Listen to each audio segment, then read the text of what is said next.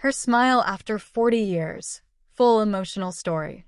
They say time softens everything, but some memories refuse to fade, especially the ones tied to a smile you once believed would stay with you forever. And even now, after 4 decades, I can still remember the exact moment her smile first changed my life.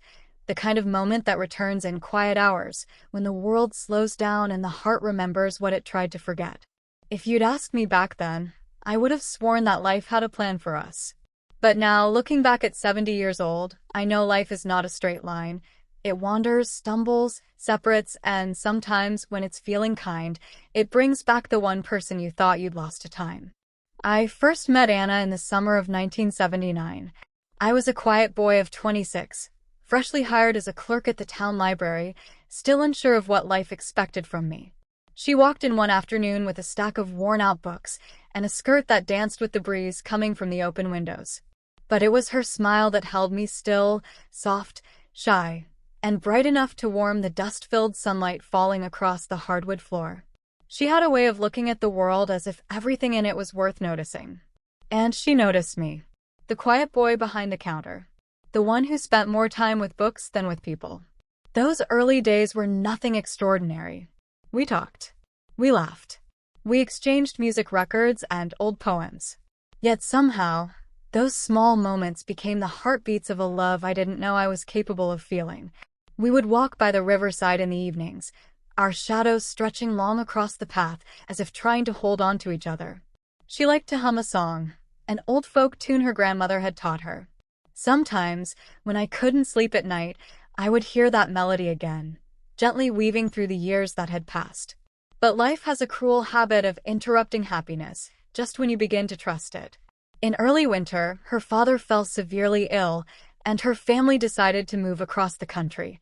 She came to the library one last time before leaving. I remember the rain falling gently outside, tapping on the windows like a soft warning of what was coming. She stood before me with trembling hands and eyes that seemed older than her years. "I'll write to you," she whispered, as if saying anything louder might break us completely. "I'll wait," I promised, because that's all I knew how to do. For a while, we exchanged letters. Long, heartfelt pages filled with stories of new towns, new challenges, and the ache of missing someone far away. I kept every letter in a wooden box under my bed. I read them so often that I memorized the way she formed her words with loops and soft curls. Each envelope carried a piece of her fragrance, lavender and pine, the scent of home. Then, slowly, the letters stopped. 1 month passed. Then 2. Then 6. I wrote again and again, afraid of what the silence meant. But no reply came. Eventually, I understood. Life had taken her somewhere I couldn't follow. Maybe she found someone. Maybe her new life needed distance from the old. Or maybe she simply grew tired of waiting. I never blamed her, but the ache stayed in me for years, softening only enough to let me move on, but never enough to let me forget. I eventually married. My wife, Lily, was kind, patient, and warm-hearted. She taught me how to smile again, how to live without holding on to ghosts. We built a life of ordinary beauty. 2 children, quiet evenings on the porch, shared laughter that kept us steady even through storms. And I was grateful. Truly grateful. But some memories stay like faint fingerprints on the heart. They don't vanish. They just wait quietly. 40 years later, after Lily passed away, I sold our old house and moved into a smaller cottage by the hill. It was a quiet place with tall pines, soft sunsets, and a little mailbox that rarely held anything but bills and newsletters. Life felt slow, almost too slow, until one autumn evening when I found an envelope that looked strangely familiar. The handwriting, the way the letters leaned slightly to the right, the gentle pressure of the pen. My breath caught. It was her. Inside the envelope was a single sheet of paper, trembling with age. Her words were soft, shaky, and filled with something I didn't expect: regret. "Dear Michael, I don't know if you remember me the way I remember you. I didn't stop writing by choice. My father's health worsened. We moved again, and during that time, many of my belongings, including your address, were lost. I searched for you for years. Life took me far, perhaps too far. But not a single year passed without me thinking of the boy in the library who held my heart so gently. If this reaches you, I hope life has treated you with kindness. I'll be in Hillcrest next month to visit my sister. If you'd ever like to meet, I'll be at the Old Oak Cafe on the 12th at 4 p.m. My hands trembled as I held her letter. I must have read it 100 times that night. Memories came back in waves. Her smile, her laughter, her humming by the river. For the first time in decades, my heart felt young again. But then fear crept in. What if she looked different? What if we had changed too much? What if meeting now would erase the beauty of the past? On the day of the meeting, I walked slowly toward the cafe, my cane tapping softly against the pavement. The trees rustled with a gentle autumn breeze, carrying the faint scent of pine, the same scent her letters once held. I arrived 5 minutes early. She was already there. Anna. Her hair had turned silver, tied neatly at the back. Her hands rested on a cup of tea. And then she looked up. I don't know what I expected, but I wasn't prepared for the smile. The same soft, warm smile I'd carried in my heart for 40 years. Time had touched her gently, just as it had touched me. But her smile hadn't aged at all.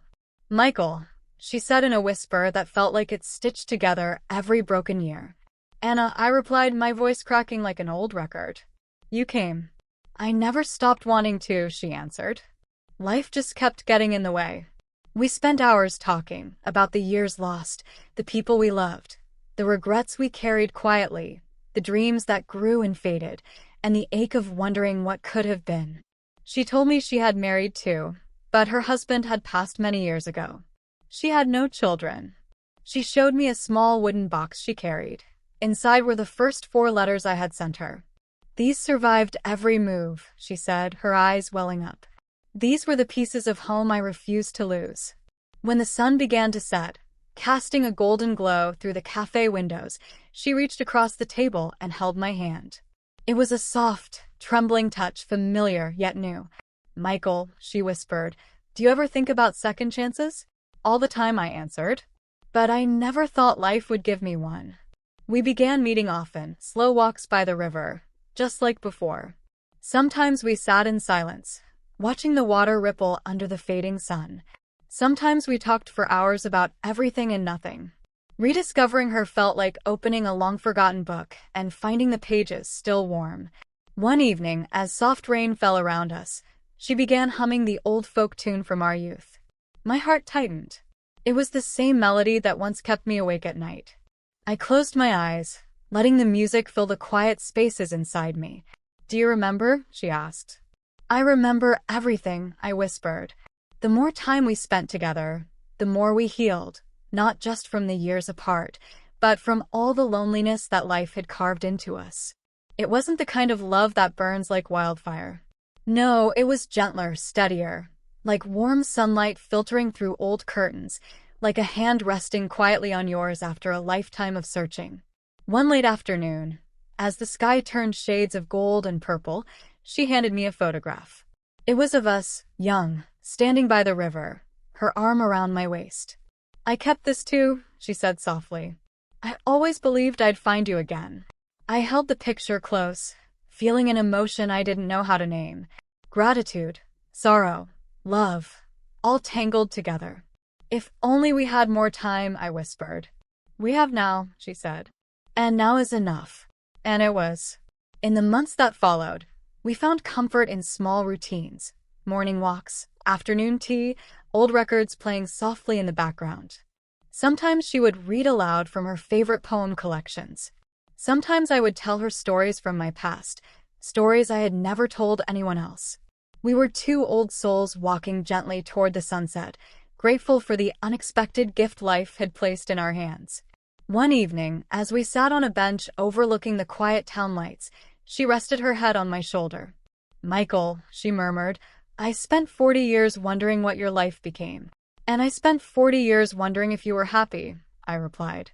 She smiled, that same timeless smile, and whispered, I am now. It wasn't a grand ending. It wasn't dramatic or loud. But it was beautiful. 2 hearts finding their way back after a lifetime apart. And sometimes, that's the greatest miracle love can offer. Looking back now, as I sit by my window with her letters beside me and the soft hum of her favorite song playing in the background, I realize something simple yet profound. Love doesn't always arrive on time. It doesn't always stay when you want it to. But if it's real, truly real, it never disappears. It waits. Quietly. Patiently. Through changes, through losses, through years that stretch too far. And if life is feeling generous, it returns. Her smile, the one I had carried in my memory for 40 years, became the smile I saw every morning in the final chapter of my life. A reminder that time may take many things from us, but it cannot erase what the heart knows deeply. And if there is one lesson I want to leave behind, it is this. Love does not follow a schedule.